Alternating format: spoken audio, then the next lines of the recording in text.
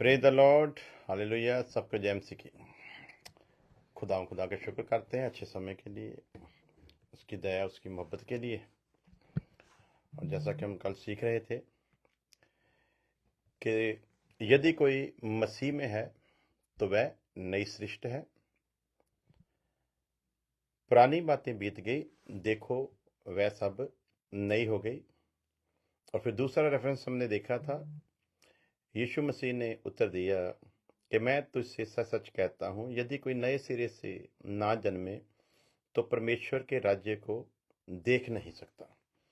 यदि कोई नए सिरे से ना जन्मे तो परमेश्वर के राज्य को देख नहीं सकता। इससे पहले कि हम बपतिस्मा लें, जरूरी है हम नए सिरे से पैदा हों।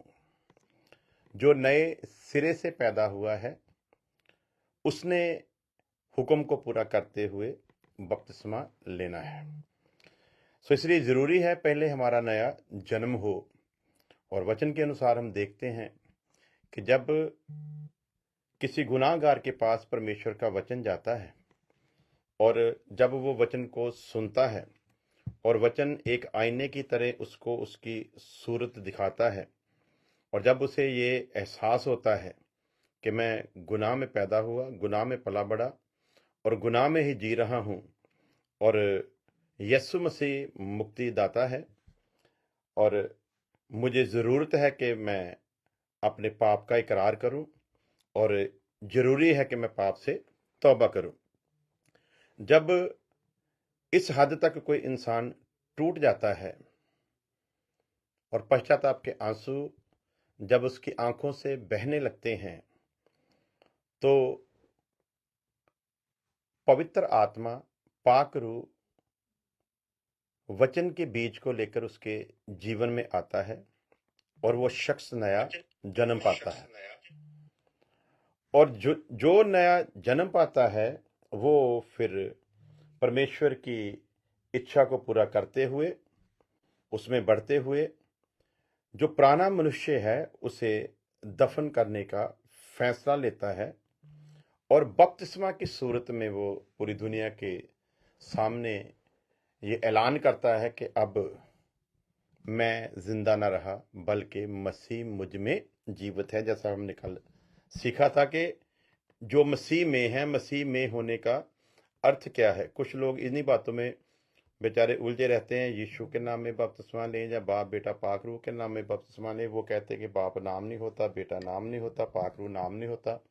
सो ऐसी उलझनों में पड़े रहते हैं और इन्हीं में उलझे रहते हैं। लेकिन वचन जो कहता है ना, वचन असली बपतिस्मे को कैसे पेश करता है, वचन असली नए जन्म को कैसे पेश करता है, वो जीवन, वो जिंदगी बताती है। ना कि आपने बपतिस्मा बाप बेटा पाकरू में लिया या आपने बपतिस्मा यीशु नाम में लिया।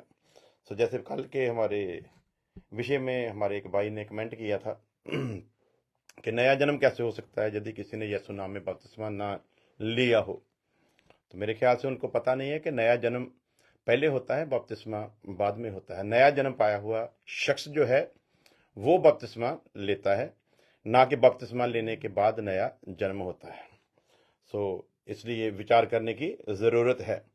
तो कल हमने सीखा था, आज हमको विचार करना होगा कि क्या वास्तव में हमारा नया जन्म हुआ भी है या नहीं हुआ। पहली तो बपतिस्मा तो बाद की बात है, पहले तो हमें ये चेक करना है कि क्या वास्तव में, क्या सचमुच हमारा बपतिस्मा हुआ भी है कि नहीं हुआ। दूसरी बात, अगर हमारा नया जन्म हुआ है तो क्या हम नए जन्म की सी चाल चल रहे हैं। बपतिस्मा बाप बेटे पाकरू में लिया हो, बपतिस्मा यीशु नाम में लिया हो, पाप आपका पीछा छोड़ता नहीं। यदि हम इन्हीं बातों के चक्कर में उलझे रहे कि कौन सा बपतिस्मा सही या कौन सा बपतिस्मा गलत, तो यीशु नाम का बपतिस्मा लिए हुओं से सवाल है, क्या आप झूठ तो नहीं बोलते होंगे, आप किसी का हक तो नहीं मारते होंगे, आपने कभी चुगली निंदा तो नहीं की होगी, आप तो सिद्ध पुरुष बन गए होंगे, क्योंकि आपका तो बपतिस्मा सही है, क्योंकि आपने तो सही लिया यीशु नाम में, दूसरों का तो गलत है। तो यदि सिर्फ यीशु नाम में बपतिस्मा लेने से अगर कोई नया जन्म पा लेता है, तो फिर सवाल आगे ये है कि क्या यीशु नाम में बपतिस्मा पाया हुआ बंदा गलती नहीं करता? तो यहां पर विषय जिसने अपनी दौड़ को पूरा करना है, उसमें विषय ये नहीं कि बपतिस्मा कैसे लिया है, विषय ये है कि बपतिस्मा लिया क्यों है। वचन में तो यह भी लिखा है कि जिन्होंने बपतिस्मा भी नहीं लिया, वचन के अनुसार तो जिन्होंने बपतिस्मा भी नहीं लिया है, स्वर्ग राज्य में वो भी प्रवेश करने पाएंगे। और ये बातें हम खुलकर इसलिए नहीं बोलते कि कई जो कम विश्वास के लोग हैं उनके लिए ये बातें जो हैं वो एक गंभीर विषय बन जाएगा कि ये क्या हो रहा है। इसलिए कुछ ऐसी बातें होती हैं जो विश्वासियों को ही सिखाई जाती है, उसके पीछे का जो कारण बताया जाता है, क्योंकि कुछ लोगों को ये गलत फहमी है। वचन में लिखा रोमियो के खत में, वह शरा वाले नहीं, वह शरा वाले नहीं जो शरा वाले होते हुए शरा पर नहीं चलते,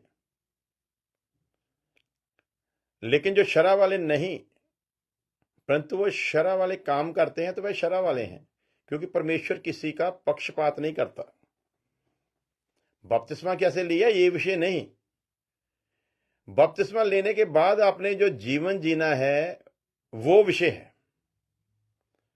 तो बपतिस्मा लेने के बाद जो जीवन आप जी रहे हो वो कैसा है, तुम्हारा वैसा ही स्वभाव हो जैसा मसीह यीशु का था। तुम्हारा स्वभाव वैसा हो जैसा मसीह यीशु का था। यदि तो स्वभाव मसीह यीशु वाला है, यदि आप कहते हो कि आपने यीशु नाम में बपतिस्मा लिया, तो यदि तो आपका स्वभाव यीशु मसीह वाला है, फिर आप सही लाइन पर जा रहे हो। यदि यीशु नाम वाला बपतिस्मा लेकर भी आपका जीवन वैसे का वैसा ही है, तो फिर आपका बपतिस्मा नहीं है। उसी तरह किसी ने बाप बेटे पाकरू में लिया है, लेकिन यदि यीशु मसीह का स्वभाव उसमें आ गया, तो परमेश्वर बपतिस्मा नाम को नहीं देखेगा, बल्कि परमेश्वर आपके जीवन के हिसाब से काम करेगा, क्योंकि वह किसी का पक्षपात नहीं करता। सो जीवन जीना है, बपतिस्मा लेने के बाद जो जीवन जीना है ना, वो बताएगा कि आप पाकरू की अगुवाई में चलने वाले हो या नहीं। ये तो सिर्फ लोगों को बिगाड़ने वाली बातें हैं, लोगों को उनकी जो जिस ट्रैक पर वो चल रहे हैं उससे गुमराह करने वाली बातें हैं, लोगों को इधर उधर घुमाने वाली बातें हैं, लोगों को, ये दूसरे शब्द में लोगों को परेशान करने वाली बातें हैं। सो इसलिए नया जन्म वो आपके कामों से सिद्ध होगा। बपतिस्मा सही है या गलत, वो आपके कामों से सिद्ध होगा। सो वही देखेंगे, अगर हमारा नया जन्म हुआ है तो क्या हम नए जन्म की सी चाल चल रहे हैं या नहीं। कहीं ऐसा तो नहीं कि हमने नया जन्म तो पाया हो लेकिन पुराने मनुष्य को ना उतारा हो। तो यदि पुराने को नहीं उतारा तो नाम जिसमें भी लिया हो, छोड़ो उस बात को, बाप नाम हो ना हो, बेटा नाम हो ना हो, लेकिन पाकरू तो नाम ही है। तो जब पाकरू की बात आती है तो तीनों ही हैं, जब बेटे की बात आती है तो तीनों ही हैं, जब पिता की बात आती है तो तीनों ही हैं। तो उसमें एक तो है ना जो नाम है, पाकरू नाम है, यीशु नाम है। सो जब नाम की बात आ गई तो फिर बाप बेटे पाकरू के नाम में, तो पाकरू में सब कुछ ही है। यीशु मसीह ने कहा मैं तुम्हें अनाथ ना छोड़ूंगा। तो अब यीशु मसीह हमारे अंदर पाकरू के रूप में है, तो पाकरू के रूप में जब है तो पाकरू है कि यीशु है। तो यदि पाकरू और यीशु है तो क्या पिता है कि नहीं है? तीनों ही हैं। तीनों एक दूसरे से अलग अलग नहीं है। वो सलीब पर एक समय था जब अलग हुए, ना उससे पहले कभी अलग हुए, ना बाद में कभी अलग होंगे। सो ये लोगों को गुमराह करने वाली, जन लोगों को आगे बढ़ने से रोकने वाली बातें होती हैं। तो इसलिए हमारा विषय नहीं है। हमने कभी यीशु नाम का बपतिस्मा लिए हुए बंदे को नहीं कहा कि आपका बपतिस्मा गलत है। अगर उसका ईमान है कि मैंने ये लिया और सही है, अच्छी बात है। हम उसको नहीं कहते कि आप बाप बेटे पाखरू में लो, हम नहीं कहते, अच्छी बात है। इनको ही तकलीफ है कि नहीं ये गलत है। करोड़ों लोग प्रभु यीशु मसीह की गैरत की खातिर मर गए। किसी को जला दिया गया, किसी को टांगा गया, किसी को चीरा गया, किसी के घर छीन लिए गए, कोई घर से बेघर हो गए, कईयों को जेलों में सड़ना पड़ा। आज भी ये हो रहा है। इनमें सबसे बड़ी गिनती उन्हीं लोगों की है जिन्होंने बाप बेटे पाखरू में बपतिस्मा लिया है। सबसे बड़ी गिनती। आज जो ये दावे कर रहे हैं ना, उनको पूछोगे कहां पर दिखाई देते हो इन बातों में? कहीं भी नहीं।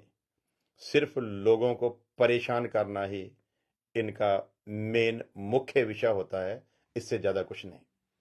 और इससे आगे पीछे इनको आता भी कुछ नहीं होता।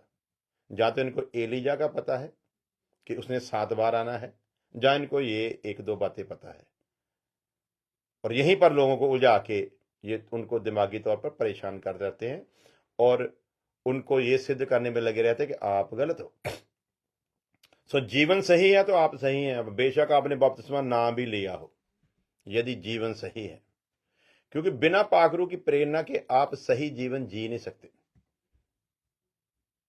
इसलिए वचन में लिखा, जितने रूह के चलाए चलते हैं वही परमेश्वर की संतान है।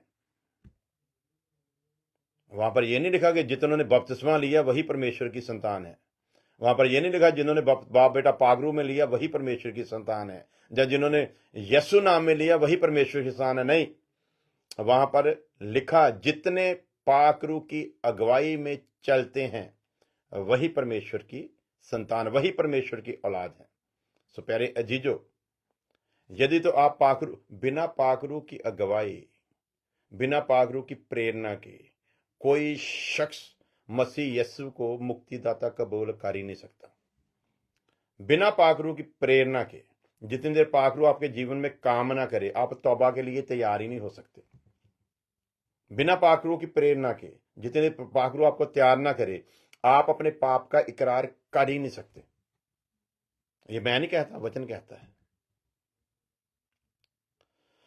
सो ये विरोधता का विषय नहीं। जिसको अच्छा लगता है यीशु नाम में होना चाहिए, ले ले, हमको कोई प्रॉब्लम नहीं है। जीवन क्या वो मसीह जैसी चाल चल रहा है, बस ठीक है, इतना ही काफी है। बाकी यदि कुछ गलत होगा तो वो न्यायी है, न्याय करने के लिए बैठा और सबका करेगा।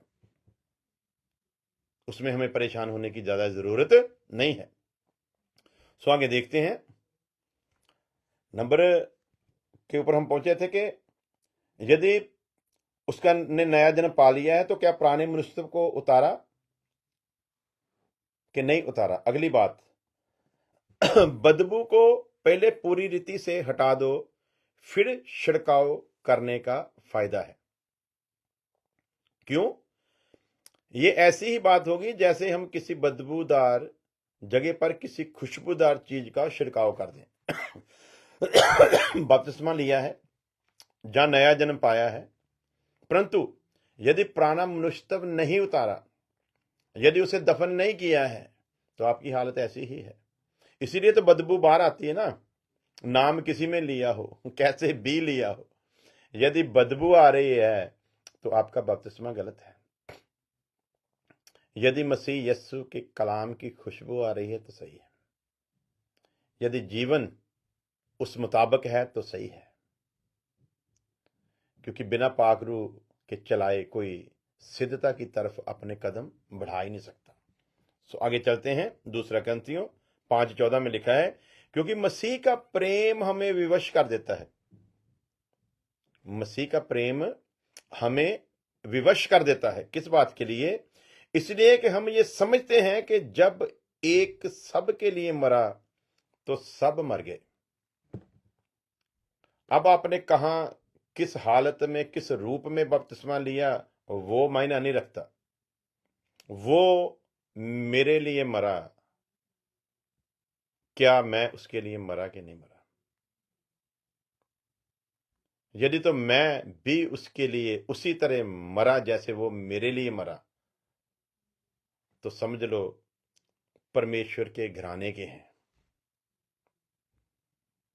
तो यदि अब भी जिसे मरना चाहिए था वो जीवित दिखाई देता है तो गड़बड़ है। सो प्यारे जी, जो आगे देखते हैं एक और रेफरेंस, 2 कुरिन्थियों 5:15, और वह इस निमित्त सब के लिए मरा।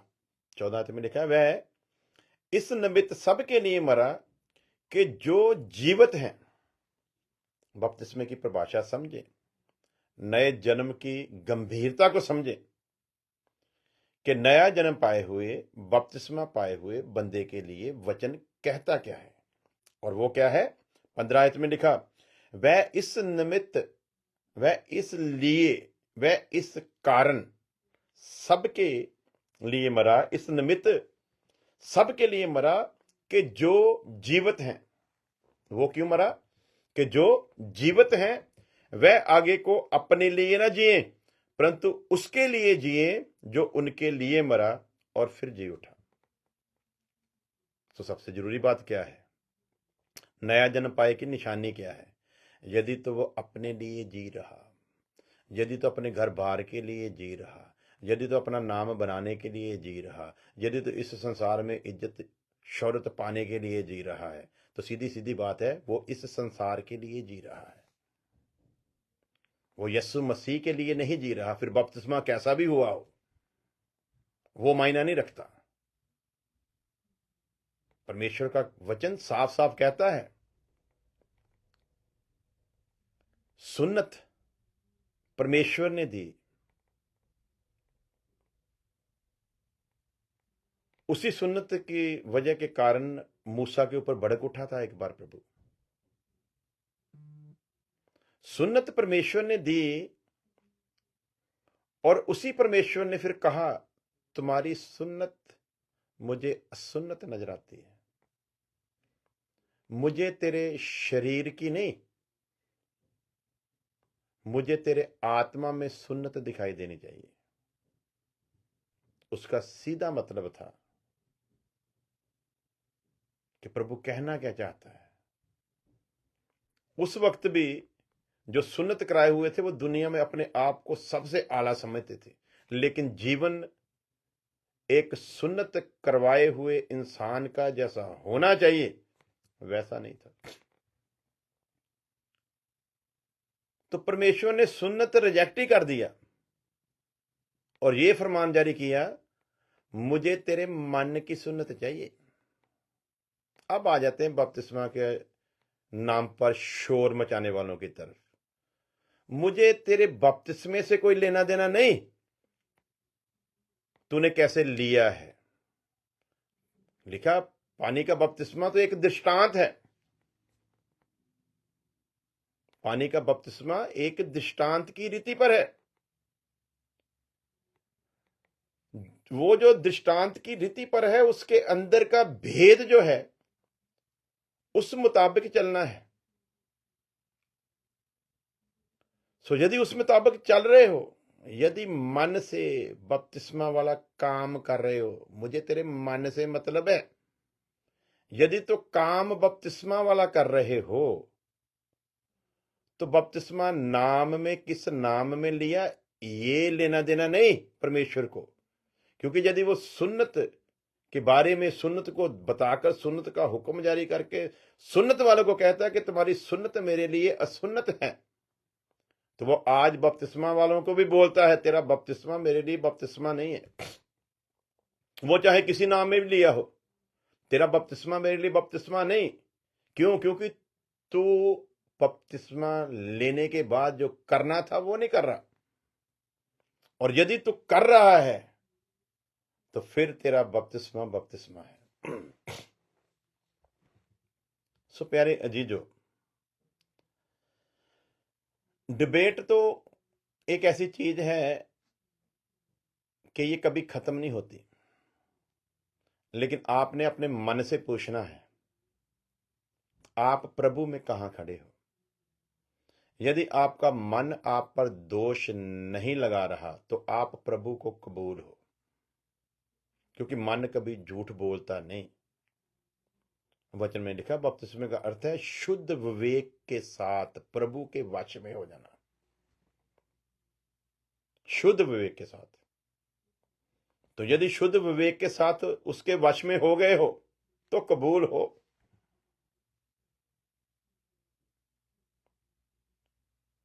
कबूल वो भी हो जाएंगे।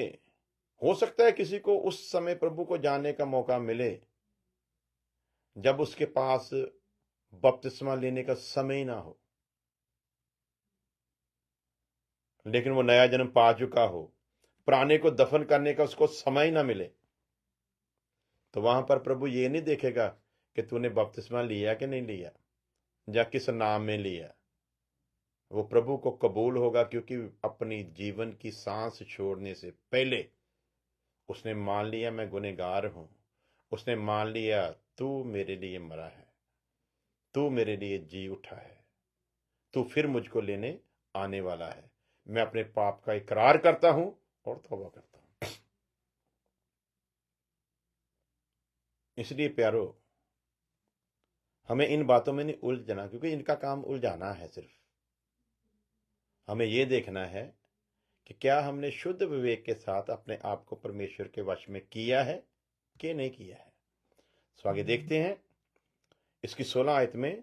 सो अब से हम किसी को शरीर के अनुसार ना समझे। कैसे ना समझे? अब से हम किसी को शरीर के अनुसार ना समझे कि तूने किस हिसाब से बपतिस्मा लिया, किस नाम से बपतिस्मा लिया, या किस करैक्टर से बपतिस्मा लिया। शरीर के अनुसार नहीं। अब हम किसी को शरीर के अनुसार ना समझे। और यदि हमने मसीह को भी शरीर के अनुसार जाना था तो भी अब उसको ऐसा नहीं जानेंगे। और 18 आयत में लिखा है और सब बातें परमेश्वर की ओर से हैं, जिसने मसीह के द्वारा अपने साथ हमारा मेल मिलाप कर लिया। नया जन्म जब पाया किसको माना? मसीह यीशु को, कि तू मेरे लिए इस संसार में आया, मेरे लिए मरा, मेरे लिए जी उठा, मेरे लिए आकाश पर गया, मेरे लिए दोबारा आने वाला है। तो उस संबंध में लिखा है और सब बातें परमेश्वर की ओर से हैं, जिसने मसीह के द्वारा अपने साथ हमारा मेल मिलाप कर लिया और मेल मिलाप की सेवा हमें सौंप दी है। तो जिसका नया जन्म हुआ सबसे पहले उसके लिए जरूरी है कि उस परमेश्वर ने हम जैसे गुनहगारों का मेल मसीह यीशु के द्वारा अपने साथ कर लिया। अब हमें भी एक दूसरे से इस मेल मिलाप को रखना है। और वो मेल मिलाप कैसे रह पाएगा? जब दोनों एक चित्त एक मन होंगे। वो मेल मिलाप कैसे रह पाएगा? जब दोनों में वही पाकरू काम कर रहा होगा, जब दोनों वही पाकरू की अगुवाई में उसी तरह चल रहे होंगे जैसे पाकरू बताता है, जैसे कलाम में लिखा है कि जो उसकी अगुवाई में चलते वही उसकी संतान है। आगे देखते हैं गलातियों 6:16 में, और जितने इस नियम पर चलेंगे, जितने इस नियम पर चलेंगे उन पर और परमेश्वर के इस्राएल पर शांति और दया होती रहेगी।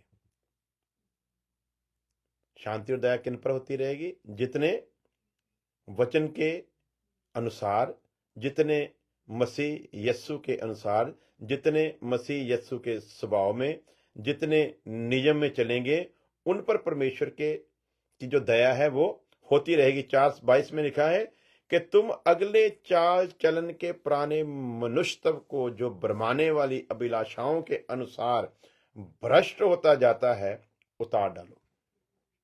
किसको? अपने अगले चाल चलन के पुराने मनुष्यत्व को। इसको क्यों उतारना है? बपतिस्मा क्यों लेना है? बपतिस्मे की जब नया जन्म हो गया तो बपतिस्मे की जरूरत क्या है? जब आपने मान लिया कि मैं गुनहगार हूं, जब आपने मान लिया, अपने गुनाहों का इकरार कर लिया, तौबा कर ली, अब मैं फिर पाप नहीं करूंगा, अब मैं अपना शेष जीवन प्रभु यीशु में बिताऊंगा।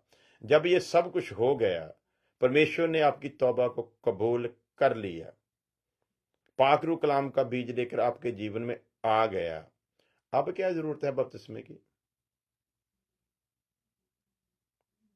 लेकिन क्यों? ये वर्ष हमको जवाब में बताती है, तुम अगले चाल चलन के पुराने मनुष्य को जो भरमाने वाली अभिलाषाओं के अनुसार भ्रष्ट होता जाता है, उतार डालो, इसको दफन करके आना है, नहीं तो ये बदबू फैलाता रहेगा। और अब बात आई कि जिसने दफनाया, दफनाने के बाद वो कैसा है? वो यीशु नाम में पाया हुआ, जब आप बेटे पाकरू में लिए हुए की बात नहीं, अब जो स्वयं इच्छा से दफना आया है और उसके नए जीवन में वो पुराने वाली बदबू तो नहीं आ रही। अगर तो आ रही है तो बपतिस्मा कैसा भी हो, वो बपतिस्मा नहीं। और अगर नहीं आ रही तो बपतिस्मा जैसा भी हो, क्योंकि बिना पाक रूह की अगुवाई के कोई आदमी धर्मी होने की राह पर चल ही नहीं सकता। और पाक रूह उसी की अगुवाई करेगा जो अपने आप को शुद्ध विवेक के साथ खुदा के हवाले कर देगा। आगे समझते हैं, तुम अगले चाल चलन के पुराने मनुष्य को जो भरमाने वाली अभिलाषाओं के अनुसार भ्रष्ट होता जाता है, उतार डालो। और इससे 4:23 में लिखा है, और अपने मन के आत्मिक स्वभाव में नए बनते जाओ। कौन से स्वभाव में? अपने मन के आत्मिक स्वभाव में। जितने आत्मा के चलाए चलते हैं वही परमेश्वर की संतान है। और अब आत्मा पाए हुए ने चलना कैसे है? अपने मन के आत्मिक स्वभाव। अब मन परिवर्तन हुआ है तो ही आत्मिक स्वभाव आएगा। यदि मन परिवर्तित नहीं हुआ तो आत्मिक स्वभाव आपके अंदर आ ही नहीं सकता, सवाल ही पैदा नहीं होता। सो प्यारे अजीजो, बात तो आ गई अब आत्मिक स्वभाव पर। आपका आत्मिक स्वभाव बताएगा आपका परमेश्वर के साथ का रिलेशन। इसलिए संत पौलुस लिखता है, वह सब शरा वाले नहीं जो सुन्नत कराकर बैठे हैं परंतु शरा के काम नहीं करते।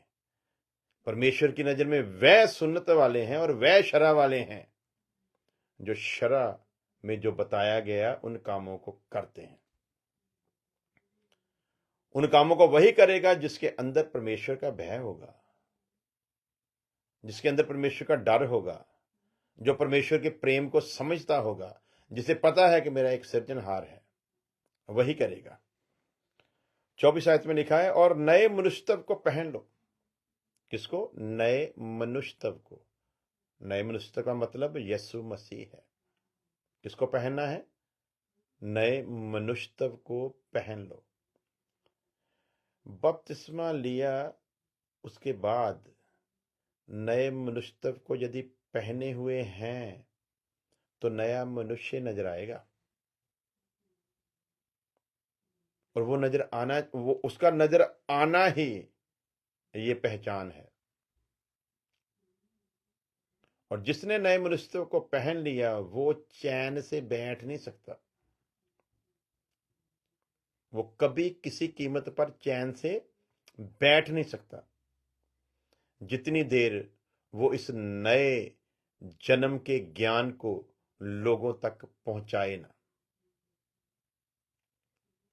अब बेचारे कुछ ऐसे भी हैं जिनके द्वारा कोई रूह बच्ची तो नहीं, नाश हुई होंगी जरूर, लेकिन किस चीज में उलझे रहते हैं, वो सारी जिंदगी इन्हीं चीजों में काट देते हैं। आप एलिजा को अपना नबी क्यों नहीं मानते? आप वो क्या आया था बेचारा विलियम बर्नहम, जिसके नाम पर आज भी यहाँ की बैंकों में कर्जा बोरा, कर्जदार था, कर्जे में मर गया बेचारा, लेकिन वो एलिजा था। तो उसको आप क्यों नहीं मानते? वो यीशु मसीह के आने से पहले रास्ता तैयार करने के लिए आया था। जिनको इतना नहीं पता कि एलीजा कलीसिया का नबी नहीं, एलीजा इसराइल का नबी है। वो 1 बार आए, 2 बार आए, 5 बार आए, 10 बार आए, 100 बार आए, वो इसराइल के लिए है। और उसकी हमारे सामने जो हालत है वो ऐसी होगी कि जब प्रभु यीशु मसीह हमको लेकर जाएगा, यूहन्ना तक के सभी नबी हमारे वेलकम के लिए खड़े होंगे। उनमें ये इनका जो एलीजा है ना, वो भी होगा, जिसको कलीसिया पर थोपने पर लगे होते हैं। इनको काम और कोई नहीं। खैर, हमारा विषय वो नहीं है, खुदा माफ करे। हमारा विषय ये है, नए जन्म की सी चाल चलना है। जिसने भी बपतिस्मा लिया उसने कौन सी चाल, उसके सही बपतिस्मे की निशानी ये होगी कि वो चाल कैसी चल रहा है। यदि तो वो मसीह जैसी चाल चल रहा है तो फिर बपतिस्मे की कोई महत्वता नहीं रह जाती। लेकिन यदि मसीह जैसी चाल नहीं चल रहा तो फिर विचार करना पड़ेगा कि कुछ तो गड़बड़ है। और वचन क्या बताता है, नए मनुष्य को पहन लो जो परमेश्वर के अनुसार। नया मनुष्य क्या है? जो परमेश्वर के अनुसार सत्य की धार्मिकता। नया जन्म क्या है? साफ करके लिखा, नया जन्म परमेश्वर के अनुसार सत्य की धार्मिकता और पवित्रता में सिरजा गया है। धार्मिकता में कौन सी धार्मिकता? सत्य की धार्मिकता, सच्चाई की धार्मिकता। और दूसरी बात, पवित्रता में सिरजा गया है ये नया मनुष्य। दूसरे शब्दों में, ये साक्षात यीशु मसीह खुद ही है। नए मनुष्य का मतलब खुद यीशु मसीह आप में विराजमान है। तो यदि यीशु मसीह हमारे में विराजमान है तो वो हमारा स्वभाव बताएगा कि वो विराजमान है कि नहीं। सो प्यारे जी, जो समय इजाजत नहीं देता हम लोग आगे बढ़ें, खुदा की अगर इच्छा हुई, प्रभु यीशु मसीह की आमद में यदि देरी है तो कल खुदा के फजर से शाम को किसी के घर में है तो 9 बजे से लेकर 9:30 बजे के बीच खुदा का मैसेज शुरू करेंगे और वो ऑनलाइन चलेगा। संडे को हम ये बाइबल क्लास नहीं ले पाएंगे और मंडे को फिर खुदा की अगर इच्छा हुई, उसने समय दिया, तो फिर हम मंडे को इसी समय जो हमने ये क्लास का रखा हुआ है फिर दोबारा इकट्ठे होंगे। तब तक खुदा हम सबके साथ हो। आइए प्रार्थना करते हैं, उन सबको याद करते हुए जिन्होंने प्रार्थना के लिए बेनतियां की हैं। खुदा अपने रहम को उन पर उंडेले और सारे बंधन टूटें, सब बीमारियां जाती रहें, कष्ट दूर हों, दुष्ट शक्तियों के प्रभाव से छुटकारा पाएं और बे औलाद जो हैं, खुदा उनकी शर्मिंदगी को दूर करे। और जो जेलों में बंद हैं बेकसूर, खुदा उन्हें अपने बड़े रहम से वहां से छुड़ा कर लाए। जिन पर कोई झूठे पर्चे पुलिस ने दर्ज किए हैं, खुदा अपना न्याय उनके साथ करे और ये सब लोग खुदा की कुदरत को देखें। आइए प्रार्थना करते हैं। प्यारे खुदा तुझे धन्यवाद देते हैं मसीह यीशु के नाम में। अपने आप को और इन सब को तेरे तख्त के आगे लेकर आता हूं खुदा। तेरा दास होने के नाते उन सब के लिए जिन्होंने प्रार्थना को कहा है, सबको याद करते हुए खुदा उनके लिए तेरे छुटकारे को मांग लेता हूं खुदावंद। हर एक मुसीबत, कष्ट, बीमारी, दुष्ट शक्तियां और हर एक जमेले से जो उन्हें परेशान करता है और हर एक केस से जिनके कारण उनकी जिंदगी परेशान है, वो सब मसीह यस्सु के नाम में छुटकारा पाए। तू ही